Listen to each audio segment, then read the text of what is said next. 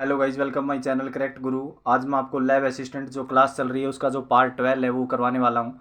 Lab assistant जो classes है वो एसएससी एग्जाम और अदर एग्जाम के लिए भी हेल्पफुल क्लासेज है। और इसका जो पार्ट 12 है वो आज हम डिस्कस करेंगे।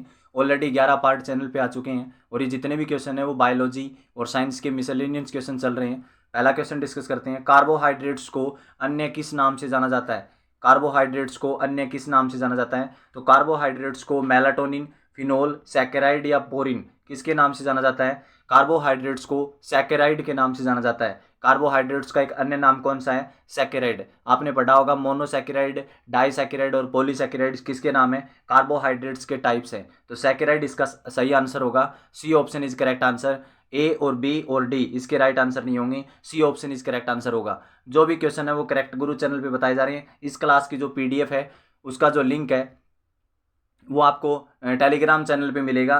टेलीग्राम चैनल का लिंक है वो डिस्क्रिप्शन में दे दिया गया है। नेक्स्ट क्वेश्चन की तरफ बढ़ते हैं। सैकरीन सुक्रोज से लगभग कितना गुना अधिक मीठा होता है? जो सैकरीन होता है, सैकरीन क्या होता है? एक प्रकार का कृत्रिम मधु मधु पदार्थ होता है। कृत्रिम पदार्थ होता है, मीठा पदार्थ होता है, कृत्रिम मीठा पदार्थ होता है जो सुक्रोज से लगभग कितना गुना अधिक मीठा होता है। सुक्रोज आपको पता है, सुक्रोज किस में पाया जाता है? चीनी में पाया जाता है। और सुक्रोज एक प्रकार का क्या है? कार्बोहाइड्रेट्स है। सुक्रोज एक प्रकार का कार्बोहाइड्रेट्स है और यह सबसे ज़्यादा चीनी और जो शरबत और मिठाइयाँ उनके अंदर क्या पाया जाता है? सुक्रोज पाया जाता है। लेकिन एक प्रकार से जो सैकरीन होता है वो सैकरीन क्या है? एक प्रकार का कृत्रिम, मतलब क्या है? कृत्रिम प्रकार का एक प्रकार का मीठा पदार्थ है, कृत्रिम पदार्थ है जो केमिकल रूप से बनाया जाता है, केमिकल से बना जाता है। और 550 गुना मीठा होता है, 440 गुना, 337 गुना, 481 गुना। तो वो सुक्रोज से लगभग 550 गुना मीठा होता है। जो सैकरीन होता है एक प्रकार का केमिकल होता है, ज़्यादातर कृत्रिम तरीके से किसी भी पदार्थ के अंदर डाला जाता है जिसके कारण उसके जो मिठास होती है वो ज़्यादा होती है। और सुक्रोज से लगभग कितना गुना अधिक मीठा होता है? 550 गुना अधिक मीठा होता है। और सुक्रोज एक प्रकार का कार्बोहाइड्रेट्स है। Next question. टायर बनाने के लिए प्रयुक्त होने वाली रबर में किसका उपयोग तिर्यक बंध के रूप में किया जाता है? तो टायर बनाने के लिए जो टायर बनाए जाते हैं, आपको पता है टायर होते हैं वो किसके बने होते हैं? वोल्केनाइज रबड़ के बने होते हैं। वल्नीकरण वल्नीकरण रबड़ से बनते हैं। वल्नीकरण अभिक्रिया आपने पढ़ा होगा जिसमें सल्फर का प्रयोग होता है। वल्नीकरण वल्नीकरण को अंग्रेजी में बोलते हैं वुल्केनाइजेशन रबड़। वुल्केनाइजेशन रबड़ है वो जो प्रोसेस है उसके अंदर सल्फर प्रयोग होता है। तो किस तिर्यक बंध के रूप में प्रयोग किया जाता है? किसका उपयोग तिर्यक बंध के रूप में उपयोग किया जाता है? सल्फर का उपयोग होता है। वो तिर्यक बंध, तिर्यक बंध का मतलब होता है त्रिआबंध। त्रिआबंध के रूप में, ट्रिपल बॉन्ड के रूप में किसका प्रयोग किया जाता है? सल्फर का प्रयोग किया जाता है। राइट आंसर क्या आएगा? C option is correct answer होगा, सल्फर। अब आपको पता है जो एक प्रकार से प्राकृतिक रबड़ होता है, प्राकृतिक रबड़ पेड़ों से प्राप्त होता है। प्राकृतिक रबड़ किससे प्राप्त होता है? पेड़ होते हैं, वृक्ष होते हैं, उनसे प्राप्त होता है। लेकिन कृत्रिम रबड़ होता है वो केमिकल से बना जाता है। और कृत्रिम रबड़ की प्रक्रिया को कहा जाता है वल्नीकरण प्रक्रिया। कौन सी प्रक्रिया कहा जाता है? वल्नीकरण प्रक्रिया है वो कृत्रिम रबड़ बनाने की प्रक्रिया है। और उसके अंदर सल्फर केमिकल का प्रयोग किया जाता है। सल्फर प्रकार का केमिकल होता है उसका प्रयोग किया जाता है। और उस प्रक्रिया को किस वैज्ञानिक ने बनाया था? उस वैज्ञानिक का नाम है गुडियर। गुडियर वैज्ञानिक ने कृत्रिम रबड़ का आविष्कार किया था। गुडियर ने कृत्रिम रबड़ का आविष्कार किया था। आपने देखा भी होगा जो टायर होते हैं उनके ऊपर किसका नाम लिखा था? गुडियर के टायर आपने देखे होंगे। गुडियर के टायर आते हैं। तो गुडियर एक वैज्ञानिक था जिन्होंने कृत्रिम रबड़ का आविष्कार किया था। नेक्स्ट क्वेश्चन की तरफ बढ़ते हैं। डॉक्टर हरगोविंद खुराना को 1968 में डॉक्टर हरगोविंद खुराना को 1968 में नोबेल पुरस्कार किस कार्य के लिए प्राप्त हुआ था? तो डॉक्टर हरगोविंद खुराना इंडिया के थे, उनको 1968 में नोबेल पुरस्कार मिला था। वो किसके लिए मिला था, किसके लिए प्राप्त हुआ था? इसका राइट आंसर आपको पता चल गया। आनुवंशिक कोड ज्ञात करने के लिए डॉक्टर हरगोविंद खुराना को नोबेल पुरस्कार दिया गया था। आनुवंशिक कोड क्या होते हैं अब मैं आपको बता देता हूँ। आनुवंशिक कोड होते हैं जेनेटिक कोड। आपको पता है नर के अंदर कौन सा कोड होता है? X Y. नर मेल होता है उनके अंदर एक्स वाई होता है और फीमेल के अंदर एक्स एक्स होता है। फीमेल के अंदर क्या होता है? एक्स एक्स होता है। एक्स वाई होता है मेल में और फीमेल में होता है एक्स एक्स।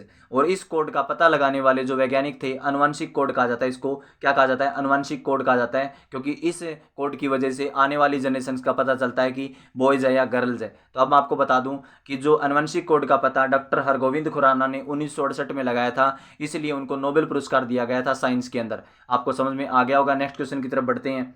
दुग्ध में पाई जाने वाली शर्करा को क्या कहते हैं? दूध होता है जो मिल्क होता है, उसमें जो पाई जाने वाली शर्करा है उसको क्या कहते हैं? लैक्टोज कहते हैं। दूध में पाई जाने वाली शर्करा को क्या कहा जाता है?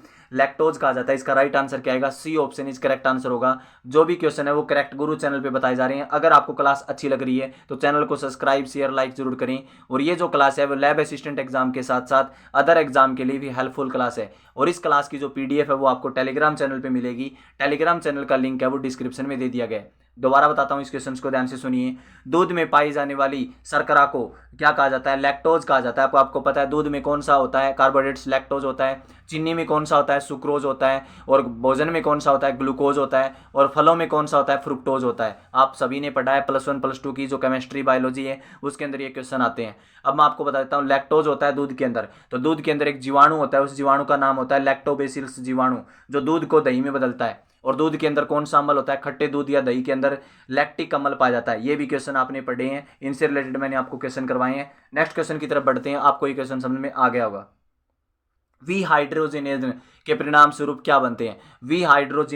विहाइड्रोजिनेशन का मतलब होता है एक प्रकार से अभिक्रिया होती है और इस अभिक्रिया में क्या होता है? विहाइड्रोजनन के परिणाम स्वरूप क्या बनता है? तो एल्डिहाइड या कीटोन बनते हैं। क्या बनते हैं? एल्डिहाइड या कीटोन। केमिस्ट्री का क्वेश्चन है, रसायन विज्ञान का क्वेश्चन है, ध्यान से सुनिए। एल्डिहाइड का फॉर्मूला होता है, एल्डिहाइड का फंक्शनल ग्रुप होता है CHO। एल्डिहाइड को किससे डिनोट करते हैं? CHO से। और कीटोन को किससे डिनोट करते हैं?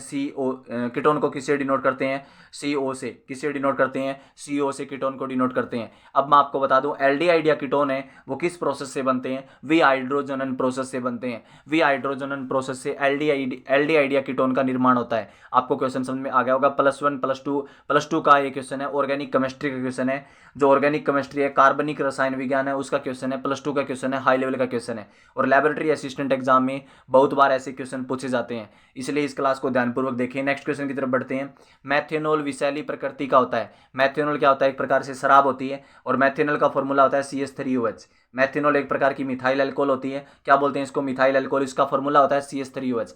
बहुत ही ज़्यादा जहरीली शराब होती है, विषैली प्रकृति का होता है। इसकी बहुत कम मात्रा में सेवन करने से क्या हो जाएगा? इसकी अगर थोड़ी सी मात्रा भी अगर पी ली जाए तो क्या हो जाएगा? बहरापन हो जाएगा, मस्तिष्क पर विपरीत असर होगा, अंधापन हो जाएगा, उपरोक्त तीनों। इसका राइट आंसर क्या आएगा? अंधा हो जाएगा व्यक्ति। अगर ये मिथाइल अल्कोहल तो कोई दुर्भाग्यवश अनफॉर्चुनेटली पी भी लेता है, थोड़ी मात्रा में, कम मात्रा में सेवन कर लेता है मैथेनॉल का, तो वो व्यक्ति अंधा हो जाएगा। उसकी आंखों की रोशनी चली जाएगी, अंधापन हो जाएगा। तो मैथेनॉल का फॉर्मूला मैंने आपको बता दिया, CH3OH है, वो मैथेनॉल का फॉर्मूला है। आपको क्वेश्चन समझ में आ रहे होंगे। नेक्स्ट क्वेश्चन की तरफ बढ़ते हैं। संयुक्त राज्य अमेरिका ने किस साल DDT पर प्रतिबंध लगाया था? USA ने DDT पर प्रतिबंध लगाया था। अब मैं आपको बता दूं DDT क्या है। DDT एक प्रकार का कीटनाशक है। DDT क्या है? एक प्रकार का कीटनाशक है। कीटनाशक क्या होता है? जो फसलों को रोगों से बचाने के लिए छिड़काव किया जाता है, एक प्रकार का कीटनाशक होता है कीटों को मारने के लिए। तो 1973 में संयुक्त राज्य अमेरिका ने DDT पर बैन लगा दिया था। क्या कारण हुआ था? अब मैं आपको बताता हूँ। संयुक्त राज्य अमेरिका में, उत्तरी अमेरिका में, नॉर्थ अमेरिका में एक झील थी, मिशिगन झील। आपने सुना होगा, मिशिगन झील थी। वहाँ पर पेलिकन पक्षी रहते थे। तो वहाँ पेलिकन पक्षी रहते थे, लेकिन वहाँ पर मच्छर ज़्यादा हो गए उस झील में। तो मच्छरों को मारने के लिए DDT का ज़्यादा मात्रा में छिड़काव कर दिया गया था। DDT कीटनाशक का छिड़काव कर दिया गया था, लेकिन इसने अपना साइड इफेक्ट दिखा दिया था DDT ने, जिसके कारण जो पेलिकन पक्षी के जो अंडे हैं वो जन्म लेने से पहले ही फूट जाते थे। इसके कारण अमेरिका ने इस पे बैन लगा दिया था। 1973 में अमेरिका ने DDT पर प्रतिबंध लगा दिया था। नेक्स्ट क्वेश्चन देखिए। सुगंधी बनाने का मूल यौगिक कौन सा है? परफ्यूम बनाने के लिए कौन सा यौगिक प्रयोग किया जाता है? ईथर का प्रयोग किया जाता है। परफ्यूम बनाने के लिए किसका प्रयोग होता है? ईथर का प्रयोग होता है। मोस्ट इंपोर्टेंट क्वेश्चन है, ध्यान से देखते जाइए। ईथर बनाने के लिए, ईथर का प्रयोग किसके लिए होता है? परफ्यूम बनाने में, सुगंधित पदार्थ बनाने में ईथर का प्रयोग किया जाता है। नेक्स्ट क्वेश्चन की तरफ बढ़ते हैं। बेंजीन का सबसे सरलतम हाइड्रोक्सिल व्युत्पन्न क्या है? बेंजीन का सबसे सरलतम हाइड्रोक्सिल व्युत्पन्न क्या होगा? इसका उल्टा क्या होगा? बेंजीन का हाइड्रोक्सिल व्युत्पन्न, व्युत्पन्न का मतलब होता है इनवर्स, इसका उल्टा क्या होगा? अब मैं आपको बताता हूँ। बेंजीन का फॉर्मूला क्या होता है? बेंजीन का फॉर्मूला होता है C6H6। बेंजीन का फॉर्मूला क्या होता है? C6H6 बेंजीन का फॉर्मूला है। फिनोल का फॉर्मूला क्या होगा? C6H5OH। फिनोल का फॉर्मूला क्या होगा? C6H5OH होता है। तो बेंजीन का जो रिवर्स होगा, व्युत्क्रम होगा, वो क्या होगा? फिनोल होगा। हाइड्रोक्सिल की बात कर रहा है तो OH लगा होता है फिनोल के साथ में। फॉर्मूला मैंने आपको बता दिया, हाइड्रोक्सिल का मतलब OH लगा होता है। फॉर्मूला क्या होगा? C6H5OH। C6H5OH फिनोल का फॉर्मूला है। और बेंजीन का फॉर्मूला होगा C6H6। कई बार एग्जाम में फॉर्मूले भी आते हैं, तो बेंजीन का फॉर्मूला और फिनोल का फॉर्मूला आपको समझ में आ गया होगा। नेक्स्ट क्वेश्चन देखिए। गरिगनेड रिएजेंट की मेथिनल जरिए अभिक्रिया से क्या प्राप्त होती है। गरिगनेड रिएजेंट होता है, +2 ऑर्गेनिक केमिस्ट्री क्वेश्चन है ये। गरिनियार अभिकर्मक हिंदी में बोलेंगे इसको। गरिगनेड रिएजेंट से क्या प्राप्त होता है, तो प्राथमिक अल्कोहल प्राप्त होती है, जिसको कहते हैं प्राइमरी अल्कोहल। और प्राइमरी अल्कोहल का फॉर्मूला आप क्या याद करोगे, जिसको क्या कहते हैं, एथेनॉल। प्राइमरी अल्कोहल जिसका जनरली यूज होता है C2H5OH कहते हैं इसको, क्या कहते हैं, C2H5OH प्राइमरी अल्कोहल के रूप में यूज होती है। तो गरिगनेड रिएजेंट से मेथेनल जरिए अभिक्रिया से प्राप्त होती है प्राथमिक अल्कोहल। कौन सी अल्कोहल प्राप्त होती है, प्राथमिक अल्कोहल प्राप्त होती है। क्वेश्चन आपको समझ में आ गया होगा, C option is correct answer होगा। नेक्स्ट क्वेश्चन देखिए, कौन सा पॉली हैलोजन यौगिक मनुष्य के केंद्रीय तंत्रिका तंत्र को हानि पहुंचाता है। ध्यान से सुनिए, ऐसा पॉली हैलोजन यौगिक, पॉली का मतलब होता है कई, मनी, अनेक। हैलोजन का मतलब होता है जिसमें फ्लोरीन एटम हो, क्लोरीन एटम हो, ब्रोमीन एटम हो, तो हैलोजन फैमिली आपने पढ़ा है। आवर्त सारणी का जो 17वां ग्रुप होता है मॉडर्न पीरियोडिक टेबल का, उसको कहते हैं हैलोजन फैमिली। तो पॉली हैलोजन यौगिक कौन से होते हैं, जो हैलोजन मतलब फ्लोरीन क्लोरीन ब्रोमीन के साथ में मिलके यौगिक बनाते हैं। फ्लोरीन क्लोरीन ब्रोमीन तत्वों के साथ में मिलके जो यौगिक बनाते हैं उनको पॉली हैलोजन यौगिक कहा जाता है। तो वो मनुष्यों के केंद्रीय तंत्रिका तंत्र को हानि पहुंचाता है। किसके कारण, उसका कारण क्या है, वो यौगिक कौन सा है, उस यौगिक का नाम है मेथिलीन क्लोराइड। उस यौगिक का नाम क्या है, मेथिलीन क्लोराइड है। वो पॉली हैलोजन कंपाउंड है, पॉली हैलोजन यौगिक है, और वह क्या काम करता है, केंद्रीय तंत्रिका तंत्र को नुकसान पहुंचाता है। तो इसका राइट आंसर क्या आएगा, इसका राइट आंसर आएगा मेथिलीन क्लोराइड। इसका राइट आंसर आएगा methylene chloride, D option is correct answer होगा। नेक्स्ट क्वेश्चन की तरफ बढ़ते हैं। प्रथम लोकप्रिय कृत्रिम मधुरक कौन सा है। सबसे पहला पाए जाने वाला कृत्रिम मधुरक, मैंने स्टार्टिंग में बात की थी, एक प्रकार का कृत्रिम मधुरक बताया था, सैक्रीन। सैक्रीन क्या होता है, सुक्रोज से बहुत ज्यादा 550 गुना अधिक क्या होता है, मीठा होता है। तो कृत्रिम मधुरक कौन सा बनाया गया था सबसे पहले। कृत्रिम मधुरक का मतलब होता है कृत्रिम, एक प्रकार से कृत्रिम सुक्रोज, मतलब जिसको केमिकल रूप से सुक्रोज होता है, मीठा पदार्थ होता है, कृत्रिम होता है, केमिकल होता है एक प्रकार से। उसका नाम क्या है, उस केमिकल का नाम ध्यान रखना हमेशा के लिए, आर्थो सेल्फो बेंजीमाइड या सैक्रीन। इसका नाम क्या है, सी ऑप्शन करेक्ट आंसर होगा, ortho sulpho benzimide. Ortho sulpho benzimide या सैक्रीन इसका राइट आंसर होगा, C option is correct answer होगा।